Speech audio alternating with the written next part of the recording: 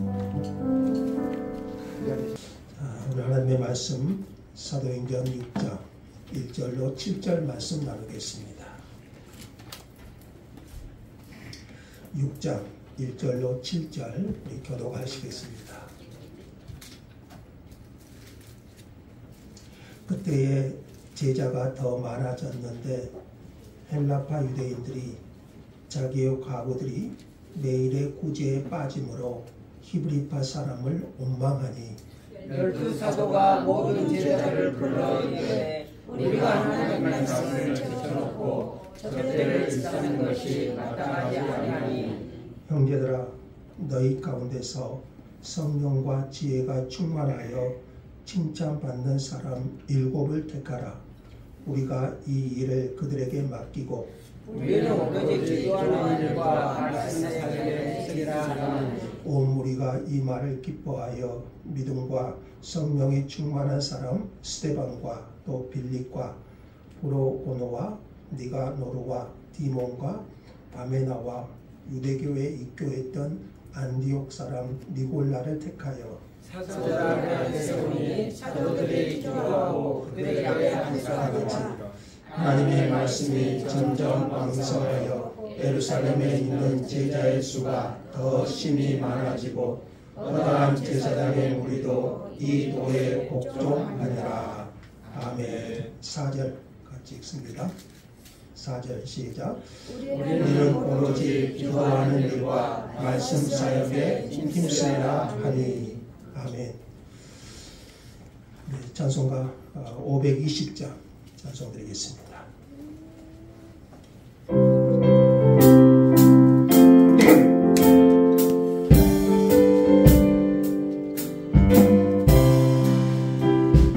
듣는 사람마다 복음 전하여 복스러운 소식 전해지세. 모든 사람에게 전할 소식은 어느 누구나 오라. 어느 누구나 죽게 나오라. 어서 와서 주의 말씀 들으라. 하늘 아버지가 오라시니 어느 누구나 오라. 모든 사람들은 듣지 말고서 문 열었을 때에 들어오시오. 생명길은 오직 구주 예수님 어느 누구나 오라. 어느 누구나 죽게 나오라. 어서 와서 주의 말씀 들으라. 하늘 아버지가 오라시니 어느 누구나 오라. 언약하신 대로 이를 바치니 누구든지 언약받을 수 있네. 받은 사람에게 생명이로다. 어느 누구나 오라. 어느 누구나 죽게 나오라. 어서 와서 주의 말씀 들으라. 하늘 아버지가 오라시니 어느 누구나 오라. 아멘. 자, 우리 4절 말씀 우리 암송 한번 합시다. 4절 말씀 다 같이 한번 읽겠습니다. 시작. 우리는 오로지 기도하는 일과 말씀 사역에 힘쓰리라 하니. 아멘. 우리는 오로지 기도하는 일과 말씀 사역에 힘쓰리라 하니. 아멘. 우리는 오로지 기도하는 일과 말씀 사역에 힘쓰리라. 아멘. 우리는 누구는요? 나는. 여러분 이름을 넣으면 좋겠어요. 나는 오로지 기도하는 일과 말씀 사역에 말씀 사역에 어떻게 하겠다고요? 힘쓰리라. 어떻게요? 힘쓰리라. 아멘. 예루살렘 교회는 교회를 무너뜨리려는 사탄의 공격, 사도행전에 보면은 교회를 공격하는 사탄의 패턴이 나와요. 먼저는 외부적인 공격, 공회를 통한 핍박, 외부적 공격, 공회를 통해서 사도들을 잡아넣고 예수의 이름으로 가르치지도 말고 말하지도 말라. 그러나 사도들은 그 공회의 핍박을 이겨내고 예수 그리스도의 복음을 더 힘차게 전합니다. 그러니까 이때 사탄이 외부 공격에 실패하니까 내부적 공격을 시도하는데, 그게 5장에 나오는 아나니아와 삽비라 사건을 통해서 교회 내부의 하나됨을 방해하고 분열하는 그 사탄의 공격이 이루어져요. 그러나 이것도 성령께서 교회를 보호하시고 더 든든하게 세워 가십니다. 사탄이 여기에 멈추지 않죠. 두 번째 외부 공격을 시도하는데, 이번에도 공회를 통해서 사도들에게 더 강한 물리적 압박과 핍박이 가해집니다. 채찍질을 당하게 되고요, 옥에 갇히게 되고요. 그럼에도 불구하고 복음을 결코 침묵시킬 수 없었습니다. 더 힘차게 복음이 증거되었고 하나님의 교회가 든든하게 세워졌습니다. 그러나 사탄 또한 쉬지 않았다는 것을, 사탄은 여기에 결코 멈추지 않죠. 사탄 역시 쉬지 않고 공격하고 있는 것을 또 오늘 본문이 보여줍니다. 오늘 본문은 그래서 다시 교회를 무너뜨리기 위해서 교회 내부 분열을 획책합니다. 공회의 공격이 실패하니까 다시 교회 내부 분열을 획책합니다. 하지만 이 두 번째 공격에서도 성령께서는 교회를 보호하시고 도리어 건강하게 세워가신다는 것을 보여줍니다. 성령께서 하나님의 교회를 보호하시고 인도하시는 것을 보여주십니다. 그래서 오늘 본문을 통해서 우리는 교회의 우선순위, 오늘 설교의 제목이 뭔가요? 교회의 우선순위. 교회의 우선순위. 교회의 우선순위가 무엇인지를 가르쳐 주시고, 또 이 교회의 우선순위와 함께 초대교회 7 집사라고 불리우는 그 사람의 존재, 여기에 이제 집사의 기원이 나옵니다. 집사가 세워지는 초대교회 7명의 집사가 세워지는 그 과정을 우리가 볼 수가 있습니다. 자, 본문 1절 한번 봅시다. 6장 1절이죠. 1절은 이렇게 시작합니다. 그때에 제자가 더 많아졌는데, 이렇게 시작하는데, 그때는 언제를 말할까요? 우리 5장에 나오는 것처럼 사도들이 공회에 갇혀 채찍질 당하고 체포되고 풀려난 사건, 예수의 이름으로 말하지 말라는 공회의 명령이 내려진 상황, 공회는 그렇게 결정을 내렸죠. 예수의 이름으로는 가르치지도 말고 말하지도 말라.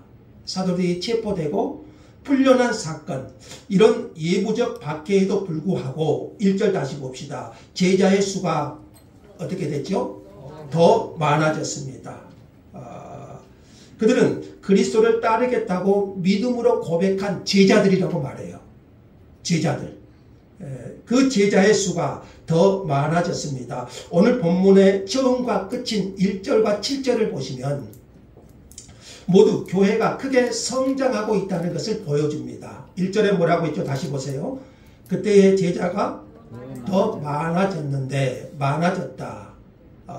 제자가. 그리고 7절 한번 읽어봅시다. 7절은 다 같이요. 하나님의 말씀이 점점 왕성하여 예루살렘에 있는 제자의 수가 더 힘이 많아지고 허다한 제사장의 무리도 이 도에 복종하니라. 자, 이런 성장 속에서 교회는 또 한 번의 위기를 경험합니다. 1절 하반절에 보시면 어떤 문제가 생깁니까? 그러니까 교회 성장과 함께 교회 문제도 발생합니다. 1절 하반절에 헬라파 유대인들이 자기의 과부들이 매일의 구제에 빠짐으로 히브리파 사람을 원망하는 사건이 일어납니다. 자, 예루살렘 교회는 그러니까 히브리파와 헬라파 유대인들이 섞여 있었음을 볼 수가 있습니다. 자, 여기서 헬라파 유대인들의 불만, 원망이 터져 나옵니다. 그러니까 이것은 내부적으로 보면 사탄의 공격이에요. 교회는 수적으로 성장하고 있는데 사탄이 내부 분열을 모색합니다. 자, 여기 헬라파 유대인들, 헬라파 유대인은 주로 헬라어를 사용하는 유대인들을 말합니다. 이들은 이방인이었으나 예수를 믿는 사람들일 수 있습니다. 이방인들은 헬라어를 사용하죠.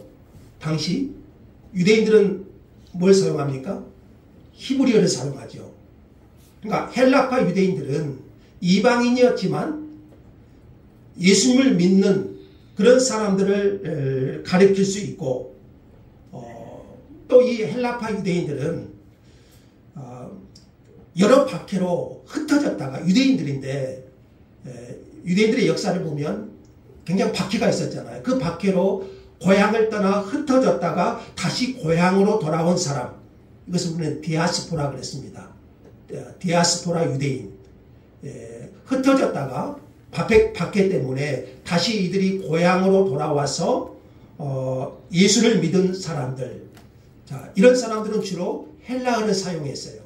그래서 이런 사람들을 오늘 본문에서는 헬라파 유대인 이렇게 말하고, 히브리파 유대인은 누구겠어요? 본토인들이죠. 예루살렘에 사는 본토 유대인들을 말합니다. 이들은 뭘 사용합니까? 어떤 언어? 히브리어를 사용해요. 그래서 히브리파 유대인 이렇게 말하지요. 이 히브리파 유대인들이 예루살렘 교회의 중심이었을 것이고, 사도들을 도와서 초기 예루살렘 교회 살림을 주도했던 사람들이 아마 주로 히브리파 유대인이었던 것으로 우리는 생각할 수 있습니다. 여러분, 우리가 사도행전을 통해서 이미 보았듯이 성령 충만한 예루살렘 교회 어땠죠? 성령 충만한 예루살렘 교회는 서로 물건을 공유했고, 심지어 재산을 팔아 바나바 같은 사람, 또 아나니아와 삽비라도 거짓으로 성령을 속이는 사건도 있었지만 각 사람의 필요를 채우는 일이 지속적으로 일어났기 때문에 그들 중에 가난한 사람이 없었다고 말합니다. 이게 초대교회 성령 충만한 초대교회의 모습이었죠. 그렇게 교회는 계속 성장했습니다. 그런데 문제가 터진 거예요. 헬라파 유대인, 헬라파 과부들이 매일의 구제에 빠지게 되는 것 때문에 히브리파 사람들을 원망하는 일이 발생합니다. 빠짐으로 이 단어는 한 번 빠진 것이 아니라 지속적으로 이 구제하는 것이 일정 기간 문제가 지속되었음을 의미해요. 원망했다는 것은, 여러분, 원망했다는 것 어디서 많이 들었죠? 광야에서 이스라엘 백성들이 원망했다. 뒤에서 수군거리는 것을 말하죠. 다시 말하면 불만이 생기기 시작한 거예요. 한 마음과 한 뜻이 되었던 교회에, 초대교회 예루살렘 교회는 그랬잖아요. 성령 충만한 예루살렘 교회는 한 마음과 한 뜻이, 이게 예루살렘 교회였잖아요. 성령이 함께 하시는. 그런데 이런 교회에 분열의 조짐이 일어나기 시작한 겁니다. 사탄은 공회의 예부적 박해를 통해 교회를 무너뜨리려고 했지만 실패하죠. 그러니까 이번에는 다시 교회 내부 분열을 시도한 거예요. 사도행전의 저자가 누구라고요? 누가라고 말했죠. 그러니까 누가는 가장 이상적으로 보이는 예루살렘 교회에 일어난 불만의 문제를, 이 원망하는 문제를 사실적으로 기록해요. 뭘 말해줘요? 지상에 완전한 교회는 없습니다. 이 상황을 파악한 12사도가 모든 제자를 불러놓고 6장 2절 한번 보세요. 모든 제자를 불러 해결 방안을 제시합니다. 사도들이 그게 뭡니까? 2절과 4절에 보시면 우리가 하나님의 말씀을 제쳐놓고 접대를 일삼는 것이 마땅하지 아니하니 3절 후반부부터 보면요. 우리가 이 일을 그들에게 맡기고 우리는 4절 다같이 우리는 오로지 기도하는 일과 말씀 사역에 힘쓰리라. 자, 사도들의 이 결정, 지금 초대교회, 예루살렘 교회, 사도들의 이 결정은 모든 세대의 교회를 위한 탁월한 결정이었고 교회의 본질이 무엇인지를 분명하게 보여준 원리가 되었습니다. 사도들은 지금까지 아마 말씀 사역과 구제 사역을 모두 자신들의 책임 하에서 감당해 왔습니다. 바나바가 밭을 팔아서 누구 앞에 놓았죠? 사도들 앞에 놓았다고 했죠. 그러니까 지금까지 사도들은 말씀 사역과 구제 사역을 모두 자신들의 책임 하에 감당해 왔습니다. 그런데 교회가 성장하면서 이 두 사역 사이에 충돌이 일어나요. 말씀과 구제, 말씀 사역과 구제 사역, 이 두 사역은 여러분 교회에서 이 두 가지 사역은 사도들이 감당했을 만큼 중요한 사역이었어요. 이런 말씀 사역이 중요한 만큼 교회가 이런 선한 사업, 특히 구제 사업도 중요하지요. 그러나 사도들의 사역의 본질, 교회의 정체성, 이런 교회가 뭔가요? 주님이 부활 승천하시면서 제자들에게 하신 말씀이 뭔가요? 교회의 본질, 사도들의 사역의 본질, 교회의 정체성과 관련하여 본질에 속하는 것은 말씀 사역이었습니다. 사도들은 구제 사역을 둘러싸고 지금 문제가 된 것은 뭐죠? 구제 사역이잖아요. 하나님의 말씀은 흥황하여 세력을 얻고 있고 문제는 구제 사역이잖아요. 이 구제 사역을 둘러싸고 일어난 갈등, 여러분 사도들은 다른 방법으로 해결할 수도 있었을 거예요. 예를 들면 이런 말씀 사역도 중요하고 구제 사역도 중요하잖아요. 사도들이 다 감당해 왔을 만큼. 그래서 사도들은 이것을 다른 방법으로 해결할 수도 있었을 거예요. 예를 들면은 사도가 총 몇 명입니까? 12사도잖아요. 그러면 6명씩 그룹을 나누어서 6명은 말씀 사역을 감당하고 나머지 6명은 구제 사역을 감당하고 그러면 이렇게 해결할 수도 있어요. 기득권. 이거 중요하기 때문에 우리가 손을 놓아서는 안 된다. 이렇게 생각할 수도 있어요. 사도들은 구제의 사역이 기도와 가르침보다 낮은 수준의 봉사라고 말하지 않아요. 자신들이 사도로서 받은 소명, 12사도들이 하나님의 사도로서 받은 소명, 그게 뭔가요? 그것은 복음을 증거하고 하나님의 말씀을 가르치는 점이라는 것을 분명히 한 것이죠. 12사도를 하나님이 예수님께서 세우셨고요. 그리고 부활 승천하시면서 주님께서 부활하신 예수님께서 분명하게 말씀하셨고요. 그러니까 사도들을 세우신 그 사역의 본질이 뭔가요? 말씀 사역이잖아요. 복음 전파잖아요. 그러니까 사도들은 이것을 오늘 본문에서 분명히 인식한 거예요. 이것은 교회의 우선순위가 무엇인가를 분명히 보여줍니다. 사도들은 구제의 사역을 전담할 7사람의 일꾼을 세울 것을 제안하면서 자신들은 어떻게 하겠답니까? 오로지 기도하는 일과 말씀 사역에 힘쓰리라. 이렇게 말합니다. 그러니까 자신들이 우선적으로 감당해야 될 중요한 사역이 무엇인가를 결정을 내린 거예요. 사도들의 이 결정은 굉장히 중요해요. 모든 시대의 교회가 그 사역의 우선순위가 있다는 것을 분명하게 보여준 거예요. 두 가지 사역이 모두 중요합니다. 교회에서. 그러나 사도들은 교회의 본질과 관련해서 우선적 사역이 말씀 사역이라고 말하고 있는 거예요. 이 점은 매우 중요해요. 교회가 내외적으로 선한 사역, 봉사하고 구제하는 그런 사역을 적극적으로 감당하는 것도 중요합니다. 교회는 경우에 따라서 사회 윤리나 또는 어떤 정치 정의에 대해서도 목소리를 높일 수 있습니다.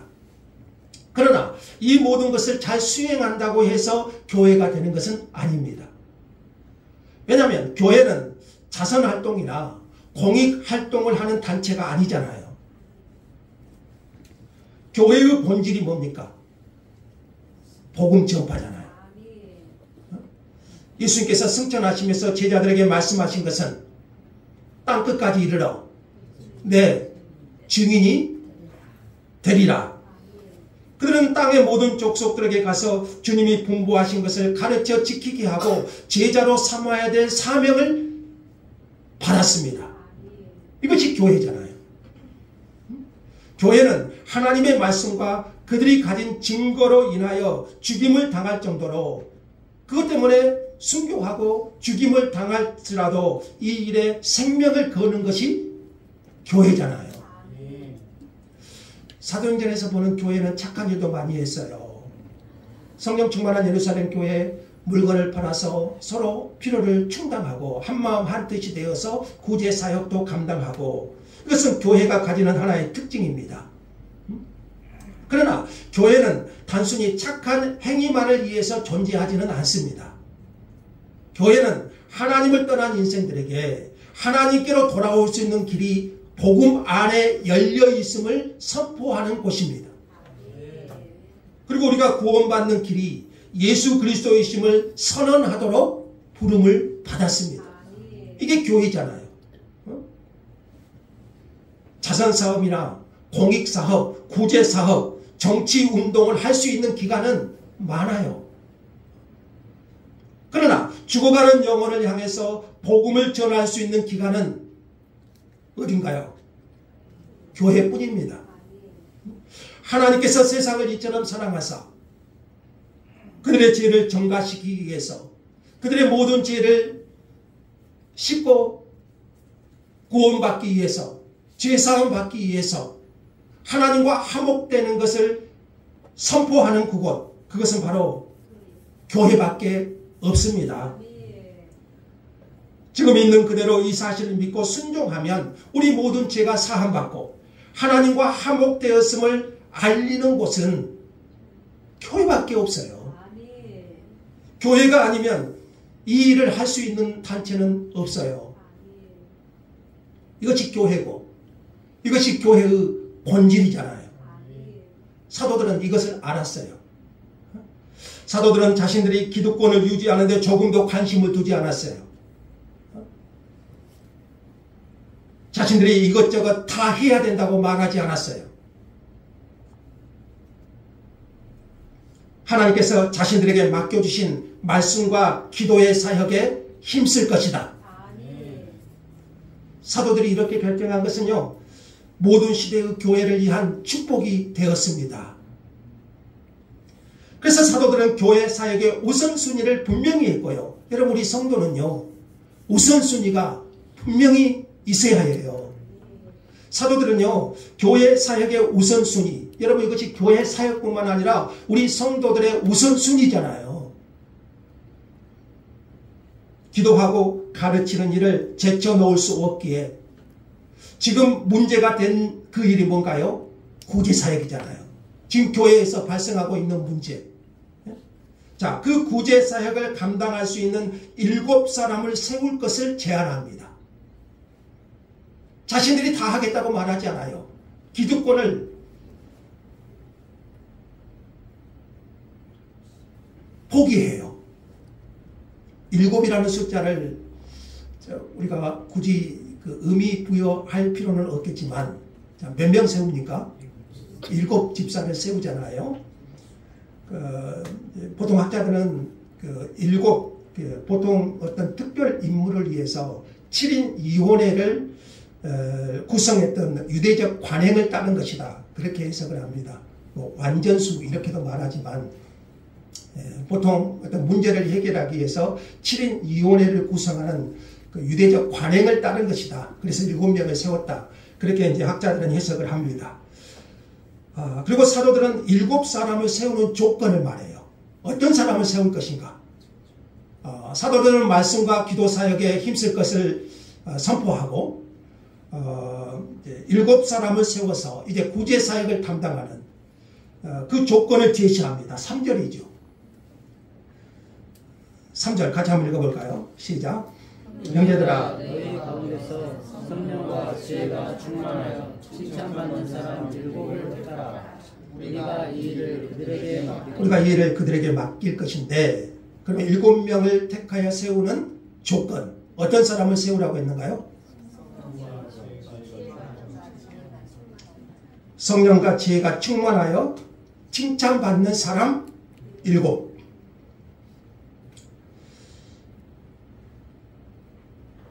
자, 그 7을 택하라고 말했습니다. 근데 여기 3절에 다시 보시면 여기서 그 형제들아, 너희 가운데서 이렇게 말해요. 여기 형제들이 누구를 가리킬까요? 물론 사도들은 예루살렘 교회 모든 제자들을 불렀다고 말합니다. 그러니까 형제들은 크게는 넓게는 그 예루살렘 교회 모든 형제들을 말합니다. 뭐 헬라파 유대인들, 히브리파 유대인들 다 포함해서. 근데 학자들은요, 여기 이 형제들이 헬라파 유대인들을 특정하여 말한 것이라고 주장합니다. 자, 지금 어디서 원망이 생겼죠? 헬라파 유대인들에게서 문제가 원망이 생겼잖아요. 그래서 여기 형제들을 헬라파 유대인들을 특정하여 말한 것이다. 사도들은 너희 가운데서 택하라고 했는데 선택된 7사람의 이름을 보면 우리는 잘 모르겠지만 이 사람들의 이름을 보면은 전부 헬라식 이름입니다. 헬라식. 그래서 여기 형제들은 물론 예루살렘 교회 전부를 말하지만 헬라파 유대인들을 말한 것이다. 왜 그 근거는 이 7명의 이름들이 모두 헬라식 이름들이에요. 이름을 한번 볼까요? 5절에 나오죠. 7사람을 보면은 우리가 잘 아는 누가 나오죠? 스데반이 나오죠. 최초의 순교자잖아요. 그 다음에 빌립, 브로고노, 니가노루, 디몬, 바메나, 제일 마지막에 니골라, 이렇게 나옵니다. 자, 이 이름들이 이제 헬라식 이름들입니다. 히브리식 이름은 그 하나님이 많이 포함돼요. 엘, 자, 이렇게 하듯이 야해, 여, 이런 식으로. 근데 이런 헬라식은 이 이름의 뜻을 보면 보통 이제 성공, 승리, 힘, 함성 이런 단어가 많이 포함됩니다. 그래서 이제 구제의 편향성 때문에 헬라파 유대인들의 불만이 제기되었잖아요. 그래서 공평한 섬김을 위해 헬라파 출신들을 세운 것이라고 볼 수가 있습니다. 그러니까 그 누구도 자기 편을 주장하려고 하지 않았던 것 같아요. 굉장히 아름다운 모습이죠. 교회가 이 문제를 풀어가는데. 사도들은 구제라는 중요한 일을 감당하는 사람들이 갖추어야 될 조건을 제시했고 선출은 회중에게 맡깁니다. 조건만 제시하고 성령과 지혜가 충만하여 칭찬받는 사람, 그리고 이 선출은 회중에게 맡깁니다. 사도들이 선출한 것이 아니고 회중에게 맡깁니다. 사도들은 이 일이 구제의 일이고 좀 더 나아가 경영의 일이기 때문에 사회에서 경험을 많이 가진 사람, 그 반면에 전문성을 가진 사람을 세울 것을 말하지 않아요. 여러분 예루살렘 교회의 수가 많잖아요. 그러면 거기에는 변호사도 있을 것이고 회계사도 있지 않겠습니까? 그런 전문성을 가진 사람을 택하라고 말하지 않아요. 사도들이 제시한 조건이 뭔가요? 성령과 지혜가 충만하여 칭찬받는 사람. 그리고 또 5절에 보시면 믿음과 성령에 충만한 사람 이렇게 말해요. 자, 그러니까 그 조건은 첫째는요, 믿음이 있어야 되고, 첫째는 뭐가 있어야 됩니까? 믿음이 있어야 되고, 아무리 회계사라 할지라도, 그 교회의 어떤 방면의 전문가라 할지라도 믿음이 없으면 돼요, 안 돼요? 한데요, 교회 일은 첫째는 믿음이 있어야 되고, 두 번째는 성령께서 주시는 영적 지혜가 있어야 돼요. 성령의 충만이죠. 성령께서 주시는 지혜를 사용해서 올바른 판단력을 가져야 돼요. 그래야 교회가 불만이 없어지잖아요. 그리고 또 마지막은 뭔가요? 그 일을 감당할 사람들은 칭찬받는 사람이어야 된다고 말합니다. 그러니까 이 말은 교회 회중에 의하여 검증된 사람이어야 된다고 말해요. 그러면 성령과 믿음과 성령이 충만한 것은요, 회중의 검증을 필요로 합니다. 보통 그러잖아요. 성령 충만하다, 믿음 충만하다.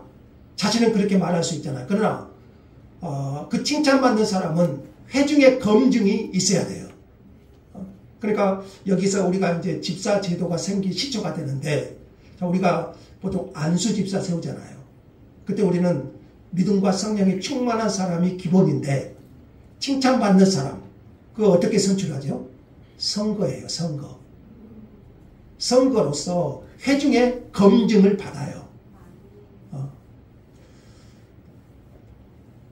사도들이 제시한 조건들로 미루어 보면 교회에서 행해지는 구제의 사역은 영적인 영역임을 알 수가 있어요.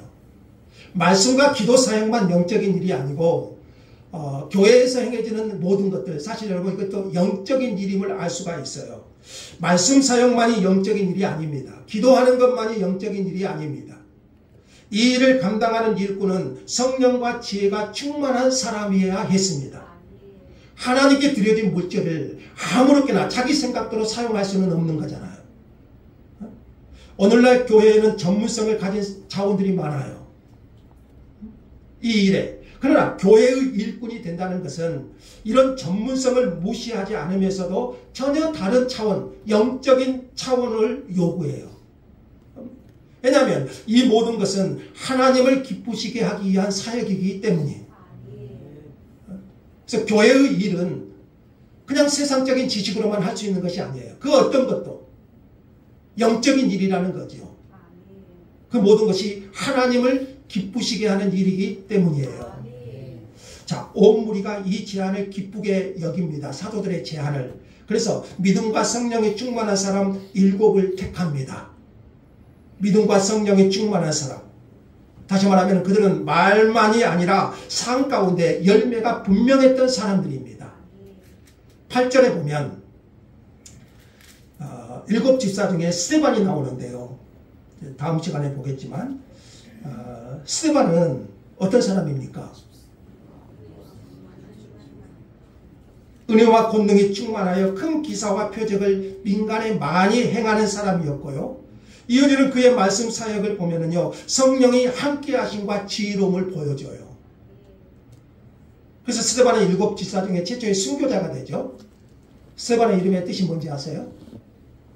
면류관이라는 뜻이에요. 면류관.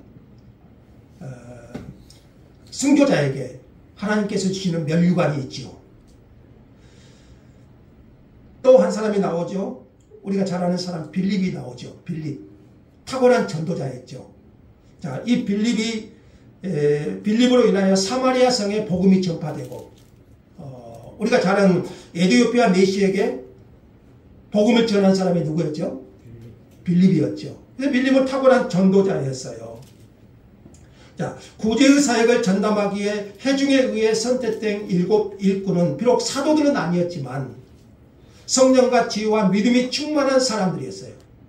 그래서 사도들을 도와서 교회를 세우는 참된 일꾼들이 되었던 거죠. 예루살렘 교회의 문제는 사도들의 지혜로운 제안과 회중의 바른 순종으로 해결됩니다. 바울 사도는 에베소 교회에 이렇게 썼습니다. 같이 한번 읽어보죠. 시작.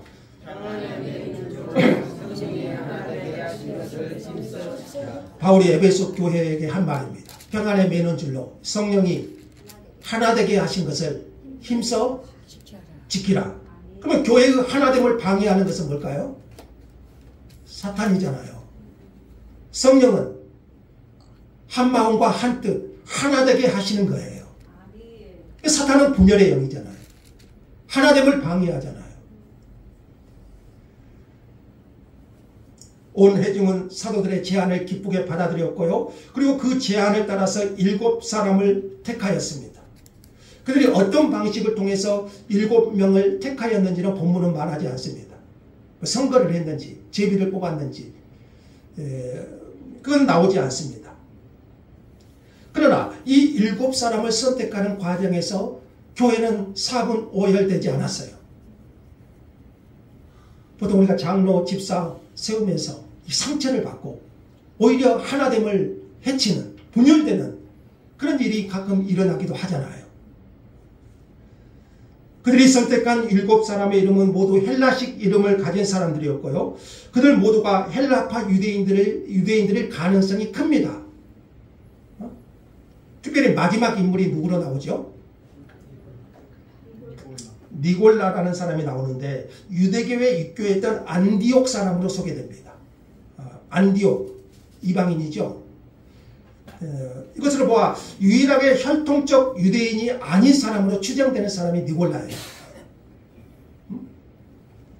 이 사람은 초대교회 니골라당을 창시한 인물로 보기도 합니다. 계시록에 나오죠. 예루살렘 교회는 성령과 지혜가 충만한 사람을 사도들의 권면대로 그런 사람을 택하여 세웠지만 슬프게도 참된 성령의 사람이 아니었던 것으로 니골라는 그렇게 우리가 생각할 수 있어요. 저는 이런 성경들의 이야기들 이런 것들을 제시하는 것이 참 의미가 있고 놀라워요. 예수님의 12제자 중에서도 예수님이 택하신 12제자 중에서도 예수님을 배신한 사람이 누구였죠? 유다가 있었잖아요. 7명을 선택하여 세웠는데 니골라 같은 사람은 불행하게도 슬프게도 믿음과 성령이 충만한 사람을 세웠는데 거기에는 한계가 있었죠. 예루살렘 교회가 선택한 7 일꾼 중에서도 이런 사람이 일어났어요. 교회는 완전하지 않습니다. 나중에 보겠지만 에베소 교회 장로 중에서도 교회를 무너뜨릴 자가 일어난다고 말한 적이 있어요. 사도 바울이. 같이 한번 읽어보죠. 또한 여러분 중에서도 제자들을 끌어 자기를 따르게 하려고 어그러진 말을 하는 사람들이 일어날 줄을 아노라. 바울이 에베소 교회에 그 고별 설교를 할 때 그들 중 세운 장로 중에서 자기를 따르게 하려고 어그러지 말을 하는 사람들이 일어날 줄을 안다. 그렇게 이제 말한 적이 있어요. 자, 이런 것들은 우리에게 얼마나 위로가 되는지 몰라요. 교회에서 어떤 일이 일어나더라도 그러나 하나님은요 자기 피로 사신 교회를 지키십니다. 이 모든 일을 통해서 교회를 온전히 세워가시고 당신의 거룩하신 뜻을 주권적으로 이루어 가십니다. 교회가 불완전할지라도 때로는 문제가 있을지라도 하나님의 피로 사신 교회는 하나님이 보호하시고 세워 가시는 거예요. 자, 이렇게 7명을 선택한 7사람을 사도들 앞에 세우니까 6절 한번 볼까요? 사도들이 어떻게 합니까? 기도하고 그들에게 안수합니다. 여기서 안수 집사가 나오죠. 그래서 안수 집사는 집사 중에서도 집사도 똑같은 집사가 아니에요. 안수 집사가 있죠. 그래서 안수해서 세우는 거잖아요. 그래서 이렇게 예루살렘 교회의 말씀 사역 외에 다른 어떤 외적인 일, 구제 사역을 감당하는 일꾼들로 세웁니다. 후일 교회의 집사 직분이 여기서 있게 됩니다. 나아가 이들은 교회의 구제 사역뿐만 아니라 스데반처럼 빌립처럼 성령이 충만하여 하나님의 말씀을 전하고 또 전도하는 일에 힘쓰는 자들이 된 것이죠. 분열의 문제가 해결됩니다. 사탄은 헬라파 유대인들의 원망을 이용하려고 했어요. 그것이 실패하면서 교회는 다시 성장합니다. 7절 한번 읽어보죠. 다 같이요. 하나님의 말씀이 점점 왕성하여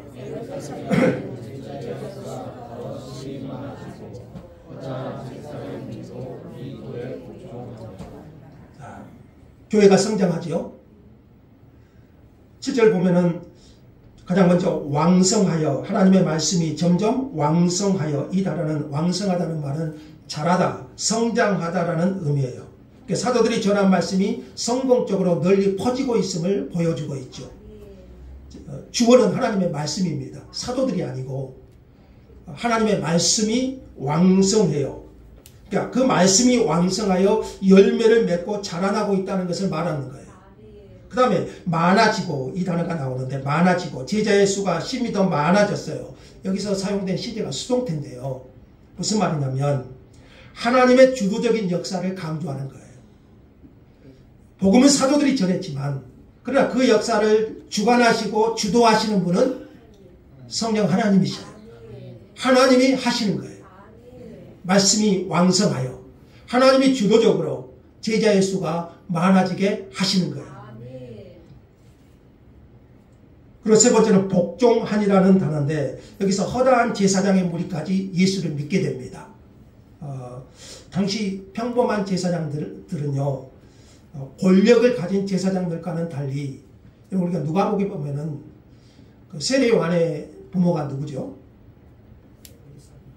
세례 요한, 사가랴와 엘리사벳이잖아요. 그들처럼 평범한 제사장들은요, 경건한 그런 사람들도 있었어요. 이런 제사장들 가운데 허다한 무리가 복음에 순종하게 되었다.